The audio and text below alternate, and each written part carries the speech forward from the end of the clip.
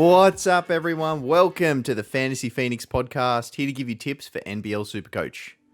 After a week off for the FIBA break, let's review round 8.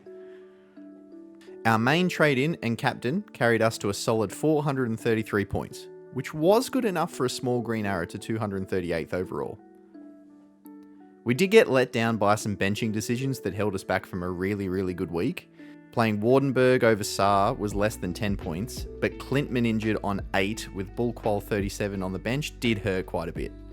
Moving forward and looking to the next few weeks though, there are some good opportunities to make up some more ground. 4 teams on the double this week, but Cairns are the only ones that have a double next week as well. So this makes trading a little bit tricky. Anyone that you trade in that is not a Taipan is not going to be on the double for at least 1 or more weeks in a row coming up.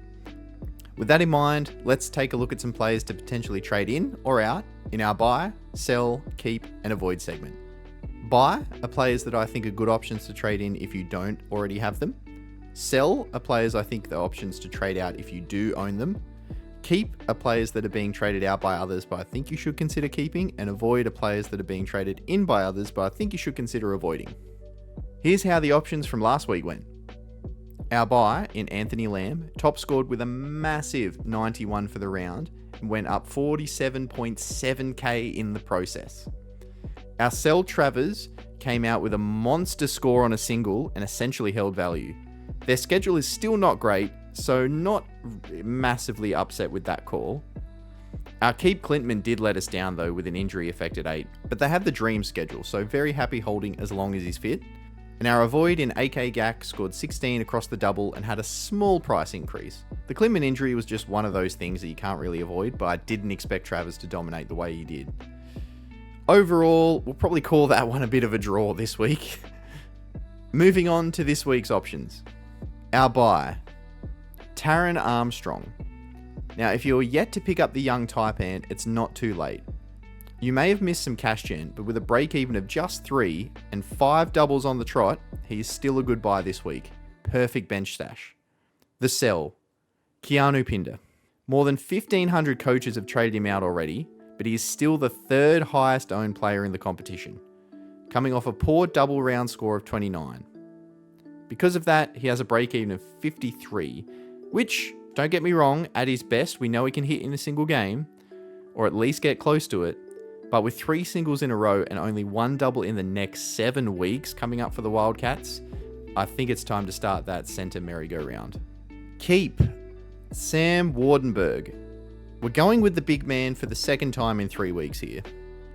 Now don't get me wrong, he has been disappointing, but with that schedule, it's a real luxury move to trade him out at this point.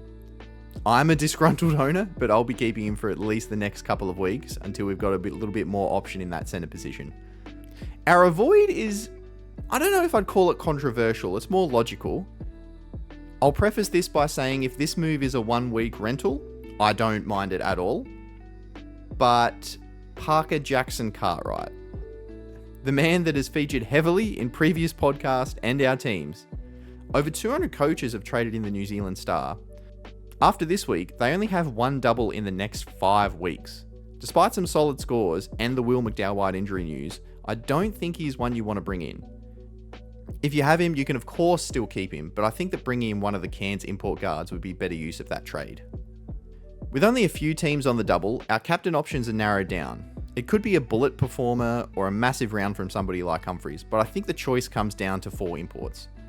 I'm not going to do our usual sort of option 3, 2, and 1 here. Going to group these guys together and then give you roughly where I'd place them. Little bit of a different one this week. The 4 players, of course, being the 2 Cairns guards and the New Zealand boys. If I had to rank them, I think I'm backing in my man Anthony Lamb at number 1. Aside from one outlier game, his floor is great and we know his ceiling is huge. To top it off, he's been extremely consistent as well. He's probably where my captaincy is going to go, but I'm hoping to own all of these players potentially. So moving on, then I think it's pretty close between Pat Miller and Parker Jackson Cartwright. I think this week I'd lean towards PJC with the matchups and no McDowell White. Obviously, as we've spoken about in previous podcasts, the offensive load is really, really going to fall onto those two guys. So if you're going to lean in one direction, I think that those two are pretty safe. Speaking of safe, Pat Miller has a very good floor.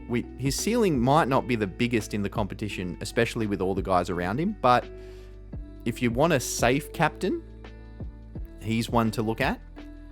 And then McCall is the smoky. He's started to find some form in the last couple of games, and we know from previous years he can stuff the stat sheet and really get those ceiling scores. Like I mentioned, I'm probably going to go Lamb of those guys, but I think if you go any of them, you should be okay. The fact that there's a few really solid options, though, means that hopefully we've got a little bit of diversity in the captaincy this week, and there'll be more opportunity for rank gain there. The trades last round, were big ticks. We moved on Source to Lamb via Wardenberg with some DPP, and chucked the C on him for that massive 91. Our other move was Ulbrich to Bull Qual with some SAR DPP to get into the centre spot, which was also a great tick. We got points, cash gen, and the great schedule moving forward. For this week, I'm toying with a few options. The most likely scenario is that Cotton and Robinson go, and they probably will move to Miller and McCall. With Qual as DPP, it means I could move McCall up and then still have Bannon and Clintman on the bench. And if I did make this move, it would leave Saar as our only guy on a single this week who'd be on our centre bench. With this option, we would then also just move the New Zealand boys to the Sydney guys next week. The only issue with this, though, is that there's some guys with some great break-evens and potential money making over the next couple of weeks. Two-way Magnay and Jonah Bolden. Bolden would obviously be great for us next week with that Kings double, and Magnay to stash on the bench for the next couple of weeks, gain a bunch of cash, and then if he's really in form, you could potentially even play him on those doubles. If I had an extra boost and had 3 left instead of 2, I'd be really, really tempted to pull the trigger on one of those to move Saar probably to Magnay. But with only 2 left, obviously we're going to need to move out the Cairns guys once their schedule comes to an end, and it's always nice to have one up your sleeve for some injury or something crazy happens and you really need to get on an extra person. I just find it tough to pull the trigger this week. As always, though, I'll post the final moves on Twitter or X. So if you aren't already, make sure you're following us at @FantasyPhoenix_. Speaking of X, feel free to ask any questions or leave any feedback for us there.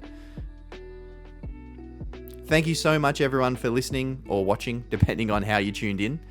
If you're watching on YouTube, you could hit that like button and subscribe. Obviously, really helps us out and free to do so if you enjoy the content, obviously.